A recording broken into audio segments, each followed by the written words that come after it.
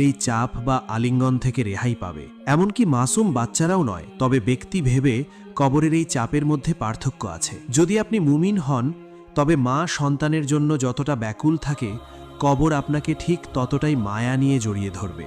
বহুদিন পর বিদেশ থেকে ফেরা সন্তানকে মা যেভাবে বুকে জড়িয়ে ধরে শান্তি পান, কবর আপনাকে সেভাবেই আলতো করে চাপ দেবে। কিন্তু যদি আপনি আপনার রবের অবাধ্য বান্দা হন, তবে মাটিয়ে দুই পাশ থেকে আপনাকে এমনভাবে চেপে ধরবে যে এক পাঁজরের হাড় অন্য পাঁজরের হাড়ের ভেতরে ঢুকে যাবে। আপনি তখন খুবই চিৎকার করে আর্তনাদ করে উঠবেন, কিন্তু মাটির পুরো দেওয়াল ভেদ করে সেই চিৎকার বাইরে যাবে না। আপনি এখন সম্পূর্ণ একা, একেবারেই সঙ্গীহীন, একদমই আলোহীন। নির্জন কবরে আপনার নিস্তব্ধতা ভেঙে দিতে উপস্থিত হবেন দুইজন ফেরেশতা, মুনকার এবং নাকির।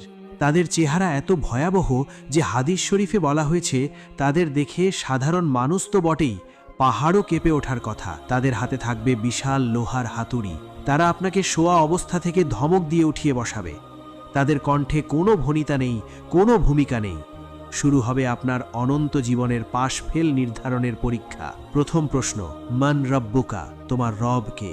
দ্বিতীয় প্রশ্ন, মান দীনুকা, তোমার দিন বা জীবন ব্যবস্থা কি ছিল? তৃতীয় প্রশ্ন, মান হাজার রাসূল, রাসূল সাল্লাল্লাহু আলাইহি ওয়াসাল্লামের প্রতি ইঙ্গিত করে বলা হবে, এই ব্যক্তিটি কে? শুনতে খুব সহজ মনে হচ্ছে, তাই না? কিন্তু কবরের এই পরীক্ষা স্মৃতিশক্তি বা মেধার পরীক্ষা নয়, এটি হলো ঈমানের পরীক্ষা। যিনি দুনিয়ায় রবের গোলামি করেছেন, যার হৃদয়ে আল্লাহর ভয় ছিল, আল্লাহ তাআলা সেই মুহূর্তে তার অন্তরকে স্থির করে দেবেন। তার জিহ্বা কোনো জড়তা ছাড়াই পরম শান্তিতে বলে উঠবে, রব্বি আল্লাহ, আমার রব আল্লাহ। দীনিয়াল ইসলাম, আমার দিন ইসলাম। আর রসুলের চেহারা মোবারক দেখা মাত্রই তিনি চিনে ফেলবেন। ভালোবাসায় সিক্ত হয়ে বলবেন, ইনি তো রসুল আল্লাহর, হযরত মুহাম্মদ সাল্লাল্লাহু আলাইহি